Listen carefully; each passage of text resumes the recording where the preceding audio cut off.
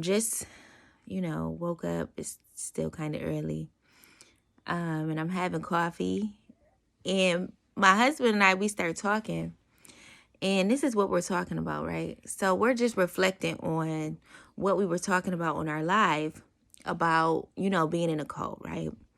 And how I was literally like proposed to for no reason.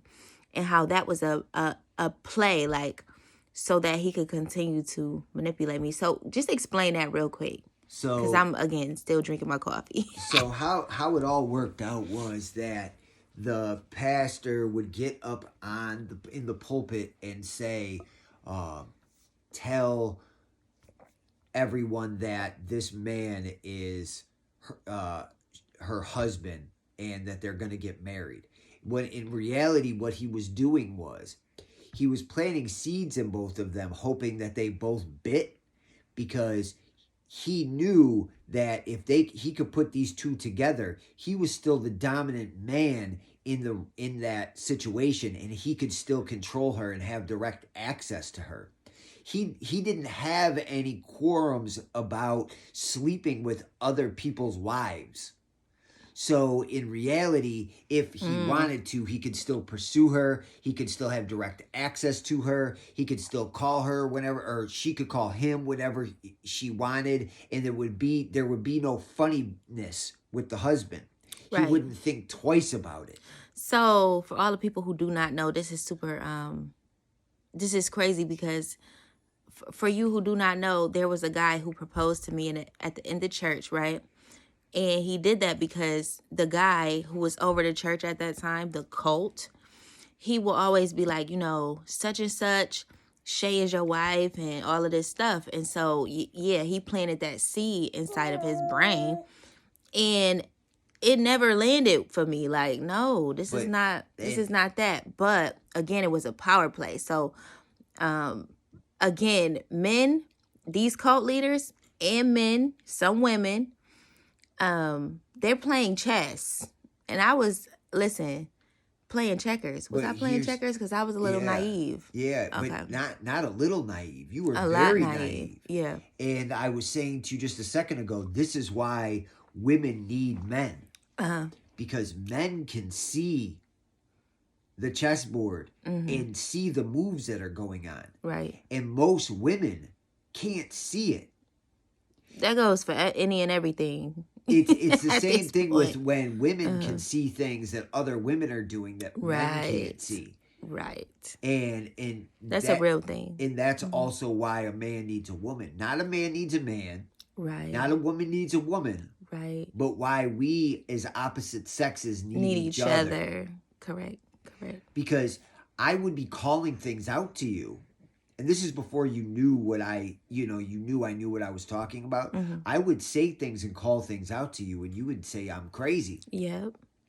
And the same thing with me. And the same thing with you. Like, I will call out things, and I would tell him certain things that's going on and happening, and he'd just be like, no, that's not happening. And until, boom, the evidence is right in his face. And because, and some of it is because you want to take people at face value. Right. And you don't want to think that, people is trying to play you on that type of level. But really, you're thinking, oh, I would never do that to somebody, so somebody would never do that to me. But you need to understand that people will absolutely do that to you. And not think twice about it. They'll just move on about their day. Yes. People will absolutely move like that. And just because you wouldn't doesn't mean anything. And so back to having a regular relationship, just the original relationship of a man and a woman. Yeah. A man and another man. It's not going to work. It's never. Never. It just can't. Yeah. And same thing with a woman and a woman. So let's get back to what we were saying before about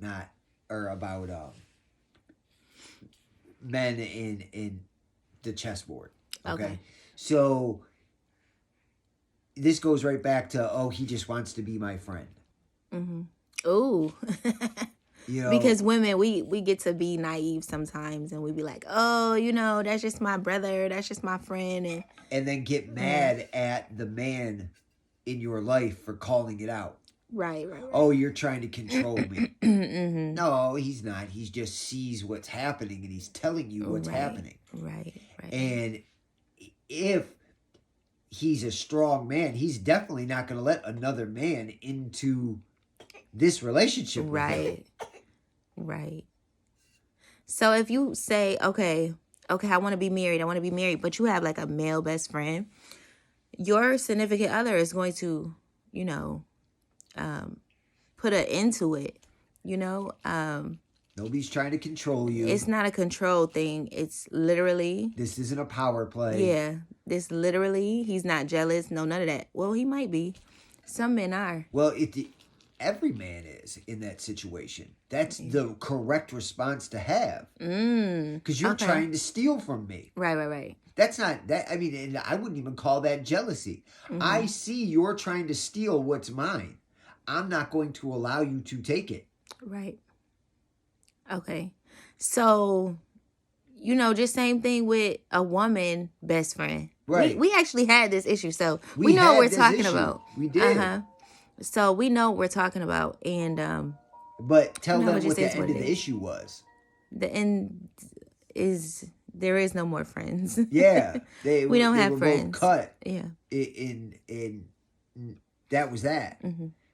Because if this is gonna work, then It has to be you and me. That's it. Yep.